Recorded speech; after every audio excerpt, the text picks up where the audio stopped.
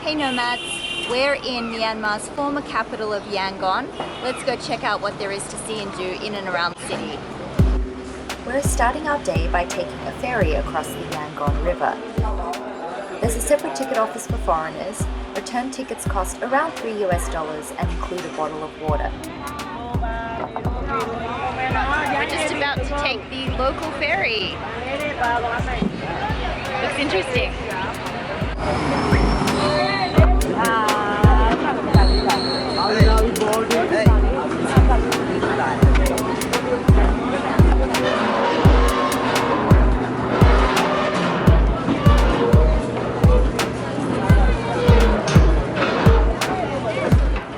Ferries leave from the Punsadan ferry terminal every 15 minutes and go to DALLA on the other side.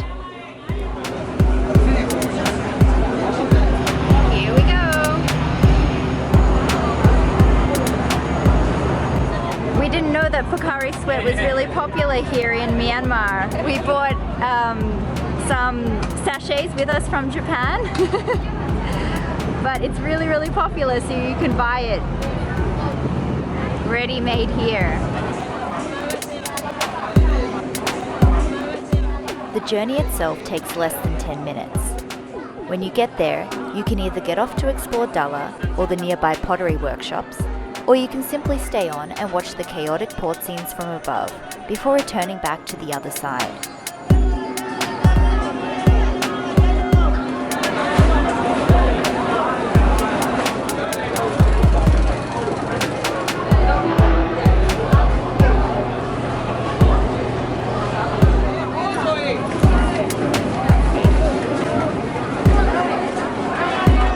Now off to our next stop.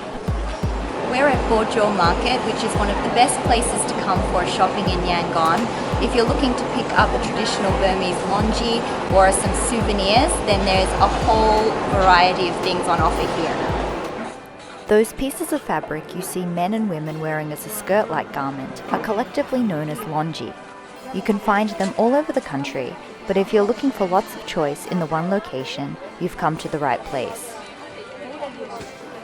You can buy ready-to-wear pieces, or for a special custom souvenir, you can choose the fabric you like and get it sewn at one of the tailors. Just look out for one of the sewing machines.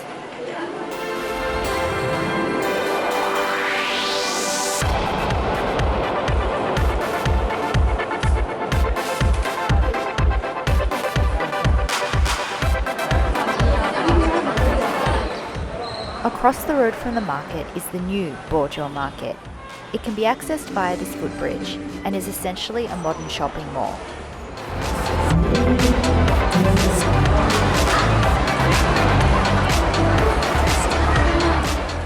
Pop in for a little respite from the heat, but as it's probably not much different to a mall back home, we recommend spending the bulk of your time over at the old market.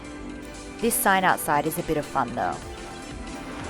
This is KANDAWGYI Lake. It's an artificial lake that was built by the British, originally for use as a reservoir. And today you can just walk around and enjoy the peaceful surrounds. It's especially nice in the cool of the late afternoon and early evening. They have this boardwalk as well, which is quite precarious. I don't know if you can see, but there's just all of these planks popping up and it's just been patched up.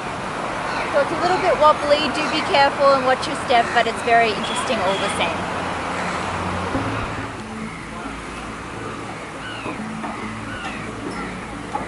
Look at this.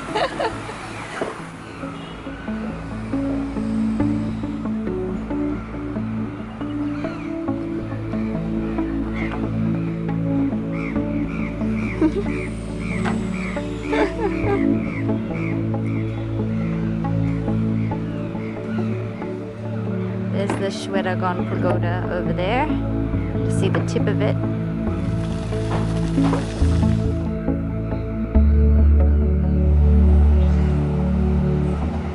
This is a small shrine you can visit. Its namesake is a Buddhist saint said to protect human beings in moments of mortal danger.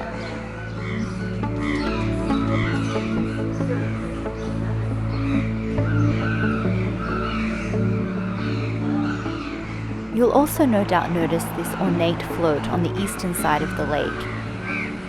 The float is actually a restaurant that offers dinner and a show. This is as close as you can get without a reservation.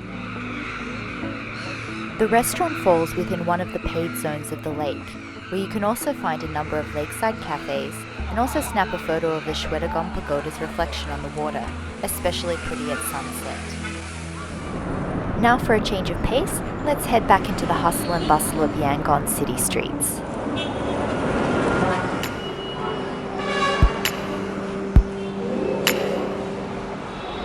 We're at SULE Pagoda, which is a 2,000-year-old pagoda here in Yangon. It's very interestingly located on a traffic circle, so you might be able to hear some of the traffic going around us. It makes it a very interesting landmark in the city.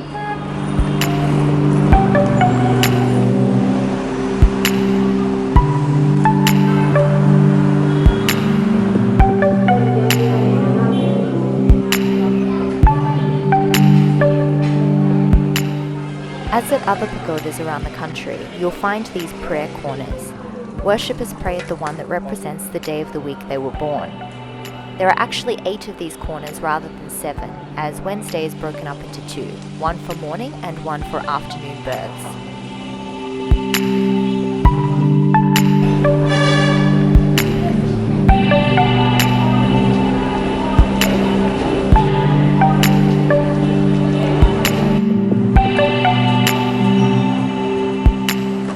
Rounding out our day by checking out one of the city's most popular night spots.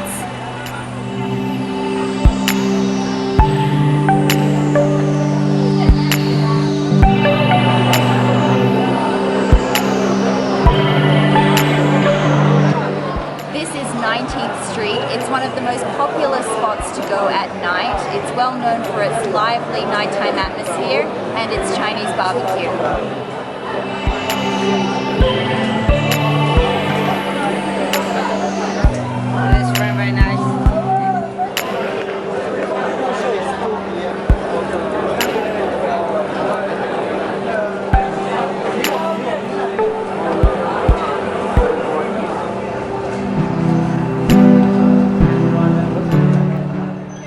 We're starting out day 2 at the Yangon Central Railway Station to take the Yangon City Circular train. Tickets can be bought at the counter between platforms 6 and 7, and only cost 15 cents.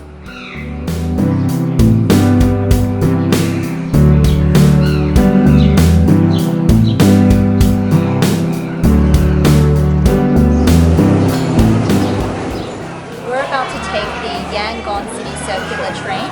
At only 200 chats a ticket, it has to be the best value activity in town.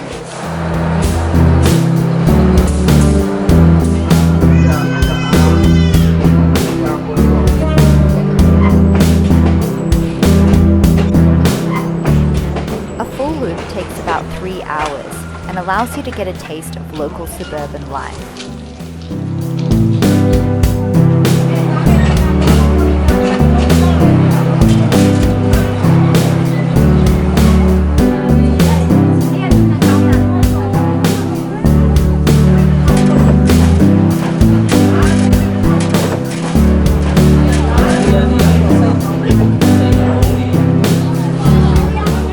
Market stops are some of the most interesting, when there's just as much produce on the train as there are people.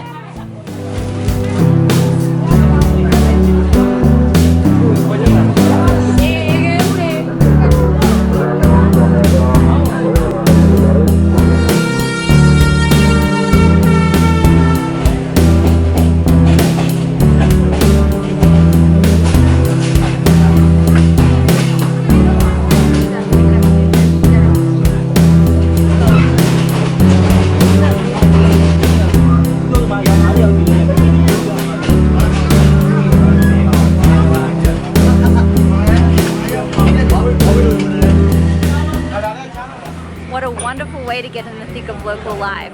Highly recommended. After enjoying the train for a couple of hours, we're now headed to our next stop.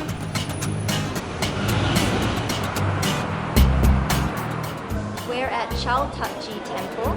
It houses quite an impressive 65-meter long bejeweled reclining Buddha. We think it's definitely worthwhile coming here to check it out.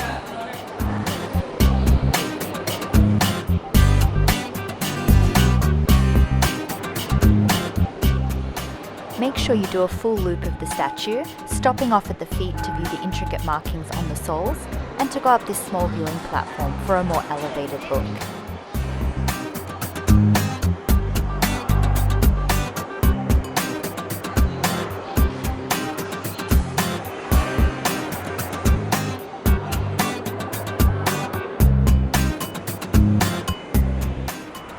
Now it's just a short walk over to our next stop.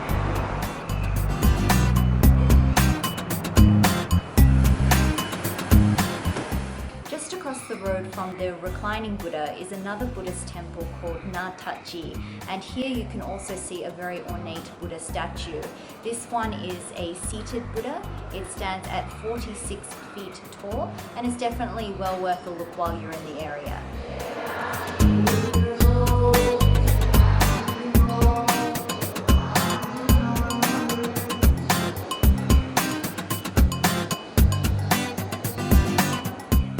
Just a short walk and we've reached our next destination.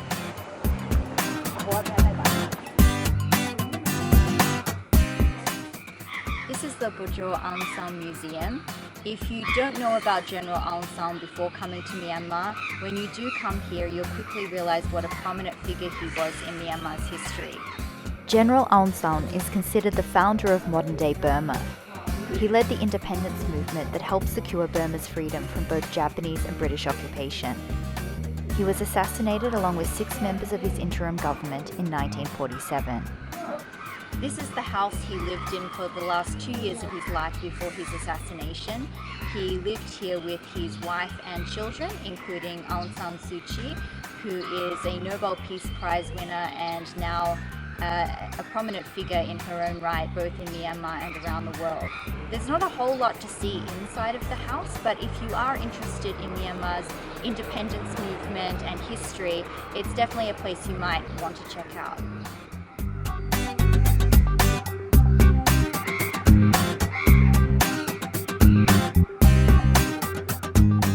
After a quick taxi ride, we're now at our next stop.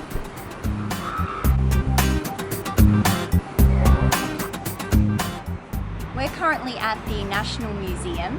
It houses a lot of important historical artifacts. However, unfortunately, it is not very well maintained and it is extremely poorly lit. It feels as though you're walking around after the museum has closed with all the lights off.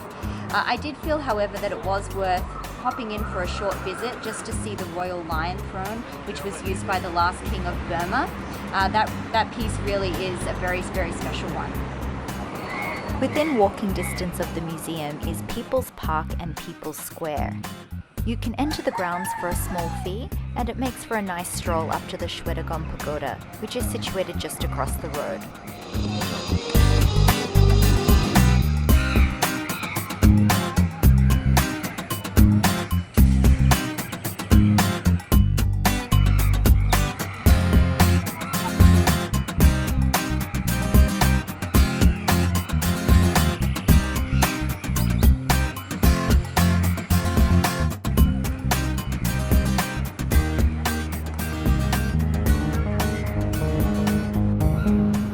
Now let's head across the road to the city's most popular attraction.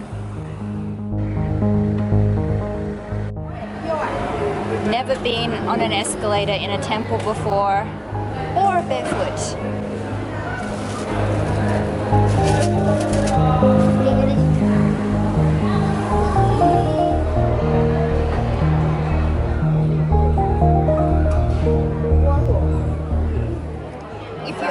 Going to do one thing in Yangon, let it be this, the magnificent Shwedagon Pagoda. Just look at that.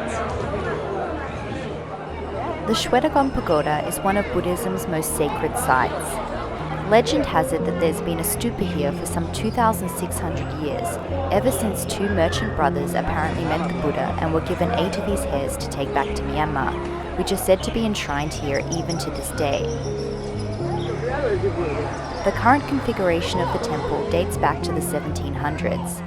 The main stupa stands at 325 feet, or almost 100 meters, making it the city's most prominent landmark. The stupa is covered in 27 metric tons of gold leaf, and the upper section features more than 1,000 golden bells, along with thousands of diamonds, rubies and other gems, including a huge 76-carat diamond that tops it all off.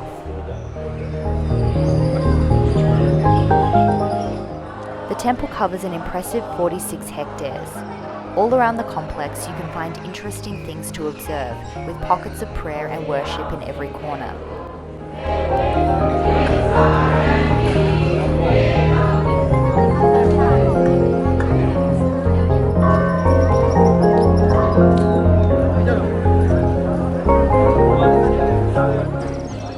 The best time to come is before sunset, so you can experience the pagoda in both daylight and during its dramatic transformation from day to night.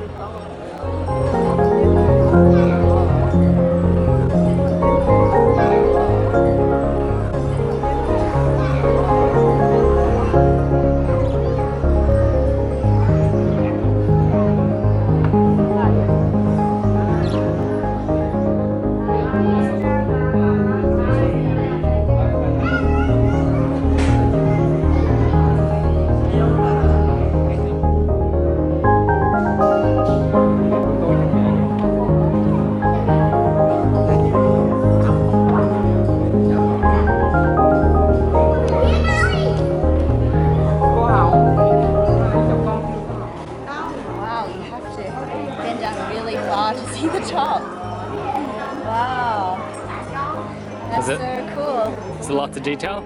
You can't see a whole lot, honestly, but you can get a bit more of a sense of what's up there. It's really cool. Nice.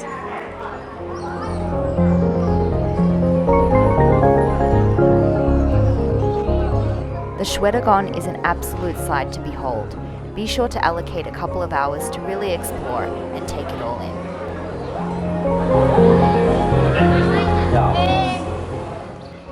So we hope that gives you a little bit of a taste of some of the things to see and do in Yangon. Let us know which one was your favorite, and we'll see you next time. Bye. Check out our blog for details on all the places mentioned in this video and more.